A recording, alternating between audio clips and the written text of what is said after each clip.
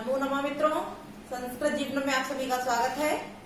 तो जैसा कि हम लोग अपनी व्याकरण वाली कक्षा में उपस्थित हैं, जिसके अंतर्गत संधि प्रकरण का अध्ययन हम लोगों का चल रहा है और संधि प्रकरण में भी जो अच संधि है, अच संधि का अध्ययन हम लोग कर रहे हैं। और अच संधि में हम लोगों ने अभी तक वृद्धि संधि के जो सूत्र थे और वार्तिक थे, उन सभी का अध्ययन किया था। और उसी क्रम में कल की कक्षा में हम लोगों ने जो अंतिम दो सूत्रों का अध्ययन किया था वह थे उपसर्गा क्रिया योगे और भूआदयो धातवः।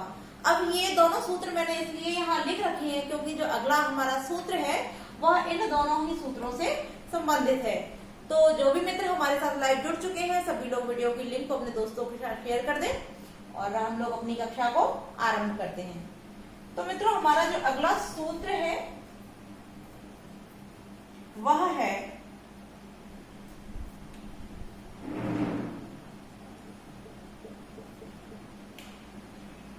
उपसर्गात्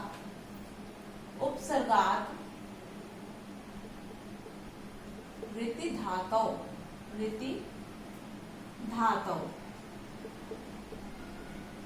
उपसर्गात् वृत्ति धातौ अगला जो हमारा सूत्र है। अब प्रश्न वही होता है कि यह जो हमारा सूत्र है वो किस प्रकार का सूत्र है, या यह जो सूत्र है वो क्या करता है। तो यहाँ हम अपना इस सूत्र को जानते हैं क्योंकि यह जो हमारे ऊपर वाले दोनों सूत्र थे यह क्या कर रहे थे, यह संज्ञाएं कर रहे थे। तो यह जो हमारा सूत्र था उपसर्गा क्रिया योगे, यह संज्ञा करने के कारण यह भी हमारा संज्ञा सूत्र था।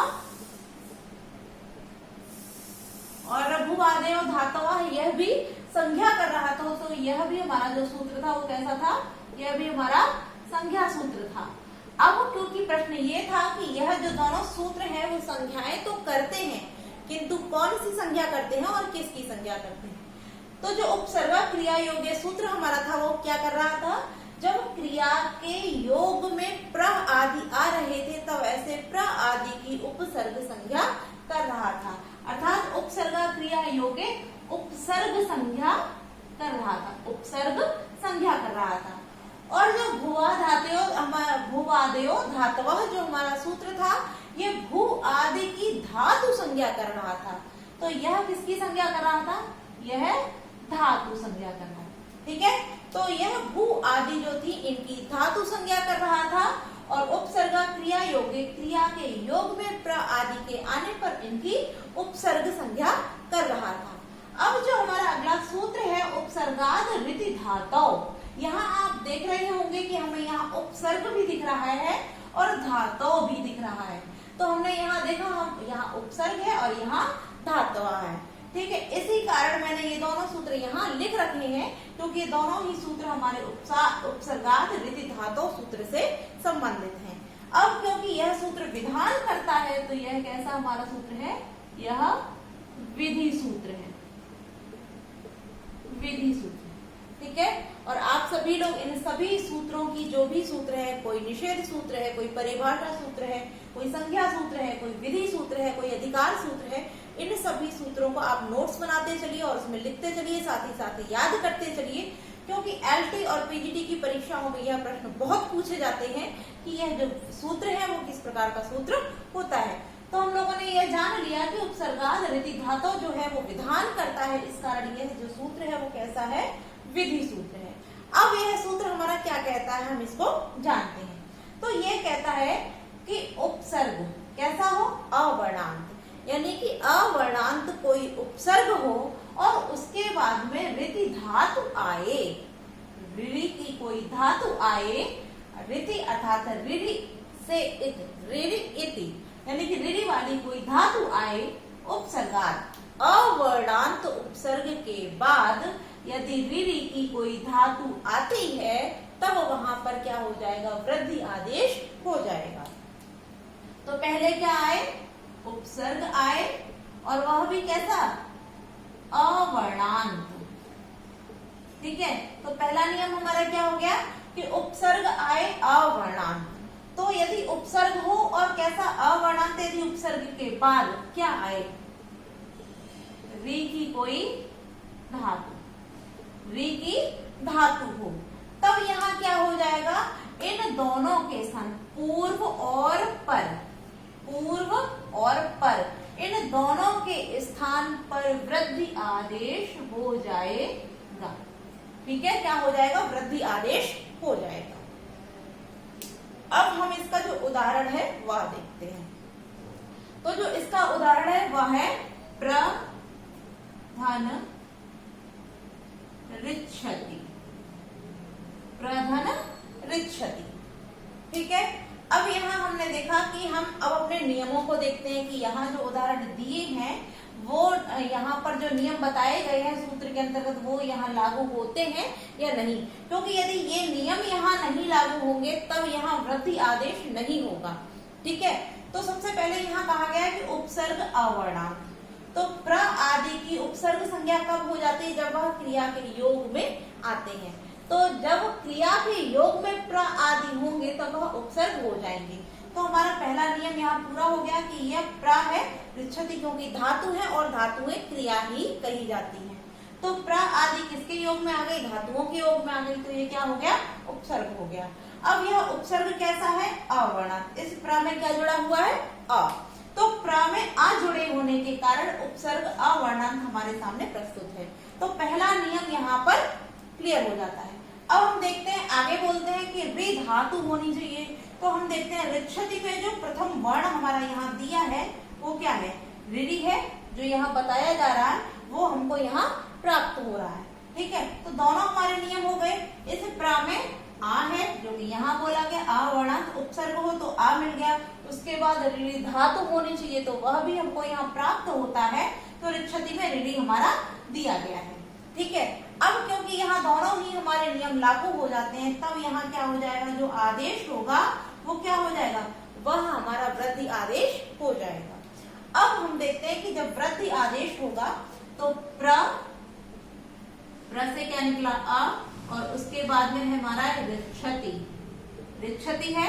तो अब हम पुनः क्या करेंगे? यहाँ पर इनके उच्चारण स्थानों को देखेंगे। तो आ का उच्चारण स्थान होता है कंठ और ऋ का होता है मूर्धा। तो हमारा जो वृद्धि संज्ञक वर्ण होगा उसी को हम देखेंगे जिसका उच्चारण स्थान क्या होगा?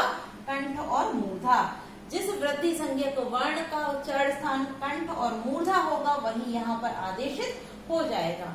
तो कल की कक्षा में जो कि हम लोगों ने जान लिया था, जब हमको वृद्धि संज्ञक 3 वर्णों में से हमको कंठ और मूर्धा प्राप्त नहीं होती है तब हम उरर रप्रह सूत्र के द्वारा रा प्रत्याहार का प्रयोग करते हैं और तब हमको जो वृद्धि संज्ञक जो वर्ण मिलेगा वो क्या प्राप्त होगा? हमारा यहाँ पर आर। क्या प्राप्त हो जाएगा? हमको आर प्राप्त हो जाएगा। और जब आर प्राप्त हो जाएगा तो हमारा जो शब्द बन जाएगा वो क्या हो जाएगा? प्रार्थति।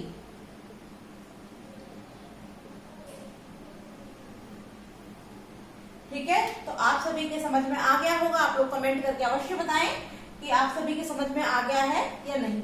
अब यहाँ प्रश्न एक और बन जाएगा, वह भी हम लोग यहाँ डिस्कस कर लेते हैं। यहाँ जो हम लोगों ने प्र के आ के बाद ऋ देखी, तो यहाँ क्योंकि आ के बाद जब ऋ आ रही थी तो यहाँ वृद्धि कौन सी होनी, यहाँ जो संधि थी वह कौन सी होनी चाहिए थी? तो यहाँ जो संधि होनी चाहिए थी वो आज गुण सूत्र से गुण संधि होनी चाहिए थी, किंतु यहाँ गुण संधि न होकर किसको आदेशित किया जा रहा? वृद्धि संधि को। और जब हम यहाँ गुण का निषेध करके जब हम वृद्धि संधि को आदेशित करेंगे तो यह जो हमारा सूत्र है उपसर्गाद ऋति धातु, यह गुण संधि का अपवाद हो जाएगा। ठीक है, यदि आपसे परीक्षा में प्रश्न पूछा जाता है कि उपसर्गाद ऋति धातुओं से कौन सी संधि होती है, तब आप प्रश्न का उत्तर लगाएंगे वृद्धि संधि होती है। किंतु यदि आपसे प्रश्न पूछा जाता है कि यह किस संधि का अपवाद है, तब उसका जो उत्तर हो जाएगा वह क्या हो जाएगा? आद गुणा सूत्र से गुण संधि का अपवाद होता है।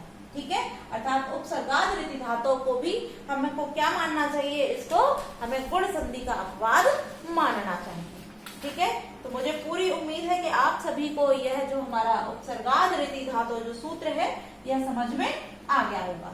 अब हम लोग जो हमारे लघु सिद्धांत कौमुदी में अगला सूत्र है उसकी ओर बढ़ते हैं, क्योंकि यहाँ से हमारी वृद्धि संधि समाप्त होती है और अगली जो संधि है अर्थात अगला जो हमारा सूत्र है वह है एंग पररूपम। एंग पररूपम, एंग पररूपम जो सूत्र है यह भी विधान करता है, अर्थात यह विधान करता है। और यह कैसा सूत्र है? यह विधि सूत्र है। यह विधि सूत्र है और यह विधान करता है। अब यह किसका विधान करता है हम इस चीज को जानेंगे। यह जो विधान करता है किंतु किसका करता है, तो हम देखते हैं कि अ उपसर्ग अर्थात अवर्णांत जो उपसर्ग है, यहाँ लिखा हुआ है अवर्णांत उपसर्ग, यानी कि अवर्णांत उपसर्ग के बाद क्या आए? एंग। एंग प्रत्याहार की या एंग प्रत्याहार की जो धातुएं आएंगी तब वहां पर क्या हो जाएगा? पररूप हो जाएगा। क्या आ जाए? पहले हम लिख लेते हैं, पहले अवर्णांत उपसर्ग हो, पूर्व में क्या हो? अवर्णांत उपसर्ग हो, और उसके बाद क्या हो? उसके बाद एंग। एंग हमारा प्रत्याहार अर्थात एंग प्रत्याहार की धातुएं हो। एंग प्रत्याहार की क्या हो? धातुएं हो। ठीक है, एंग प्रत्याहार की धातुएं हो और उससे पूर्व क्या हो? अवर्णांत उपसर्ग। अर्थात अवर्णांत उपसर्ग के बाद यदि एंग प्रत्याहार की धातुएं प्रस्तुत होंगी तब वहां पर पररूप संधि हो जाएगी, अर्थात तब वहां पर पररूप आदेश हो जाएगा। ठीक है, इतना क्लियर हो गया। अब हम इसका उदाहरण देखते हैं। तो इसका जो उदाहरण कहा गया है लघु सिद्धांत कौमुदी में वह है प्रधन एजते। प्रधन एजते। अब हम देखते हैं कि अवर्णांत उपसर्ग, तो हमने देखा कि प्र जो है वो क्या है? अवर्णांत उपसर्ग है। ठीक है, उसके बाद में एंग प्रत्याहार की धातुएं। तो एंग प्रत्याहार में हमारे कौन कौन से वर्ण आते हैं इसको भी जान लेते हैं। तो एंग प्रत्याहार जो कि हमारे माहेश्वर सूत्र का तृतीय सूत्र है जिसमें वर्ण आते हैं ए ओ ञ, तो इसमें हमारे दो वर्ण आ जाएंगे, कौन कौन से? ए और ओ। ठीक है, ए और ओ। अब एंग प्रत्याहार वाली धातुएं अर्थात ए और ओ वर्ण जो आते हैं इनसे जो धातुएं निष्पन्न होंगी वही यहाँ पर प्रस्तुत होनी चाहिए। तो हम देखते हैं कि एजते जो शब्द है वह हमारा एंग प्रत्याहार की धातु से ही आता है। तो प्रधन एजते जब हमको प्रस्तुत होता है तब यहाँ हम क्या करेंगे? अब हम लोगों ने जैसे कि वृद्धि संधि पढ़ी थी, ठीक है, तो उस समय हम लोगों ने एक जो हमारा उदाहरण था उपैति, तब हम लोगों ने एक उदाहरण पढ़ा था। कौन सा पढ़ा था? उपधन एति। उपधन एति। और इस उदाहरण में हम लोगों ने देखा था कि यहाँ पर किसका निषेध किया गया था? यहाँ एंग पररूपम का निषेध करके ही यहाँ कौन सी संधि की गई थी? यहाँ पर वृद्धि संधि को आदेशित किया गया था। ठीक है, तो क्यों निषेध किया गया था? क्योंकि नियम तो यहाँ भी यही लागू हो रहा है और यहाँ भी यही है। प्र भी उपसर्ग है और उप भी उपसर्ग है, यहाँ भी एंग प्रत्याहार है और यहाँ भी एंग प्रत्याहार है, किंतु वहां जो धातुएं थी वह कहीं गई थी। वहां कौन कौन सी धातुएं कहीं गई थी? एंग प्रत्याहार की धातुएं थी, किंतु कौन कौन सी थी? एध, एध और ऊठ शब्द, ऊठ। ठीक है, यह बोला गया था कि एंग प्रत्याहार तो था वहां पर, किंतु क्या था? एध, एध और ऊठ, यह शब्द अर्थात इन दोनों धातुओं से। अब जो एति हमारा शब्द था वह किस धातु का था? एध धातु का था। इस कारण इस धातु से एत शब्द होने के कारण यहाँ सिर्फ उपैति और उपैधते इन दोनों ही शब्दों के साथ ही साथ पृष्ठोह जो शब्द बन रहा था, इन तीनों वर्णों के लिए उस सूत्र को अलग से कहा गया था। किंतु यहाँ जो है वह हमारी एंग पररूपम से पररूप संधि ही होगी। क्यों होगी? क्योंकि एंग पररूपम जो हमारा सूत्र होता है वह क्या कहता है कि अर्थात अवर्णांत जो उपसर्ग हो और उसके बाद यदि एंग प्रत्याहार की कोई भी धातुएं उपस्थित होंगी तब वहां पर पररूप संधि हो जाएगी। और पररूप का अर्थ यह है, यहाँ प्र के बाद जब ए आया है तो यहाँ प्रेजते ही हो जाएगा, अर्थात यहाँ पर प्रेजते ना होकर के केवल प्रेजते शब्द ही होगा। ठीक है, यह सभी आप सभी का क्लियर हो गया होगा। अब इसका द्वितीय जो उदाहरण है वह भी देख लेते हैं। तो वह कौन सा हमारा उपधन ओषधि, उपधन ओषधि।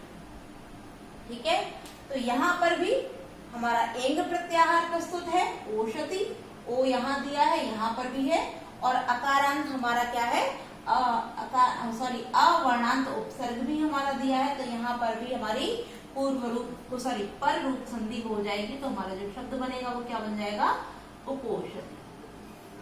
ठीक है, तो यह भी हमारा जो सूत्र है वह आप सभी के समक्ष क्लियर हो गया है। और आप सभी लोग कमेंट करके अवश्य बताएं कि आप सभी को अच्छे से समझ में आ रहा है या नहीं। अगर कोई भी शब्द या कोई भी सूत्र आपको अच्छे से क्लियर नहीं हो रहा है तो आप लोग उसको कमेंट बॉक्स में अवश्य लिखा कीजिए। मैं आप सभी के कमेंट प्रतिदिन देखती हूँ और आपकी जो भी समस्याएं होंगी मैं उन समस्याओं का समाधान करने की पूरी कोशिश अवश्य करूंगी। तो अभी हम लोगों ने जो हमारी उपसर्गाद रीति धातु सूत्र था उस सूत्र के अनुसार जो कहा गया था उसको तो हम लोगों ने जान लिया था, किंतु वहां एक शब्द हमारा छूट गया है, एक शब्द हमारा वहां पर छूट गया है, हम उसको भी जान लेते हैं। हमने यह तो वहां अध्ययन कर लिया था कि उपसर्ग हो और वह कैसा उपसर्ग हो, अवर्णांत, अवर्णांत, और उसके बाद क्या हो, ऋ धातु हो। ठीक है, तो वहां पर वृद्धि आदेश हो रहा था और जिसका जो उदाहरण था वह भी हमने देख लिया था, प्राधन ऋच्छति बराबर प्रार्थति हो रहा था।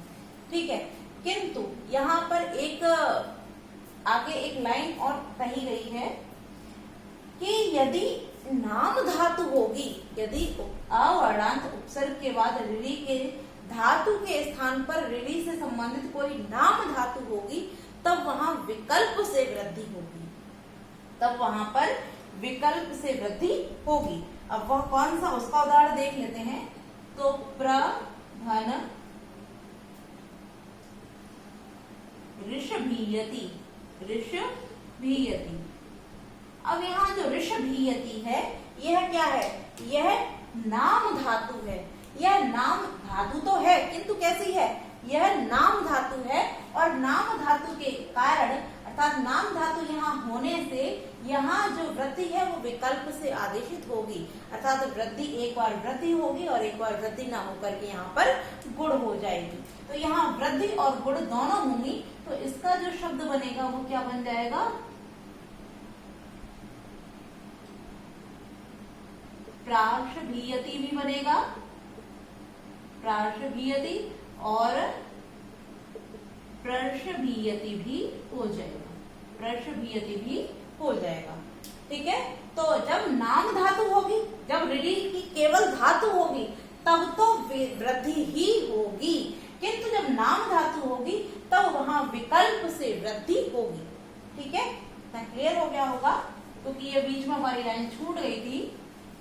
तो हम नहीं चाहते हैं आपका कोई भी प्रश्न, कोई भी पॉइंट ऐसा छूट जाए जिससे कि परीक्षा में यदि पूछा जाए तो फिर आप उसका जवाब न दे पाए। इसलिए हम प्रत्येक चीज आपको बहुत ही अच्छे से बता रहे हैं और पूरी कोशिश कर रहे हैं कि आपका कोई भी प्रश्न यहाँ से न छूटे। इसलिए आप लोग चैनल से अवश्य जुड़े रहिए और साथ ही साथ जो भी आपके सहयोगी मित्रगण हैं आप लोग उनको भी चैनल से अवश्य जोड़िए। अब हम लोग क्योंकि पररूप संधि का अध्ययन कर रहे हैं तो इसमें अगला एक सूत्र कहा गया है, वह हमारा अचो अंत्यादि, अचो अंत्यादि टी, अचो अंत्यादि टी। अब यह जो हमारा सूत्र है वह क्या करता है, यह संज्ञा करता है। क्या करता है, यह संज्ञा करता है और संज्ञा करने के कारण यह हमारा संज्ञा सूत्र है। ठीक है, यह संज्ञा करता है और संज्ञा सूत्र है। अब ये कौन सी संज्ञा करता है, तो ये टी संज्ञा करता है। ठीक है, तो ये क्या करता है, ये टी संज्ञा करता है। अब टी संज्ञा किसकी करता है, तब हम क्या देते हैं, आगे वाला सूत्र है। यह सूत्र हमारा आगे कहता है कि अचो अंत्यादि अर्थात अंत आदि, यानी कि अंत हो, आदि की अंत, अच हो, अंत अर्थात जब किसी भी शब्द के अंत में क्या हो, अच हो, उस अंतिम अच की, अंत माने अंतिम अच की क्या करता है, टी संज्ञा कर देता है।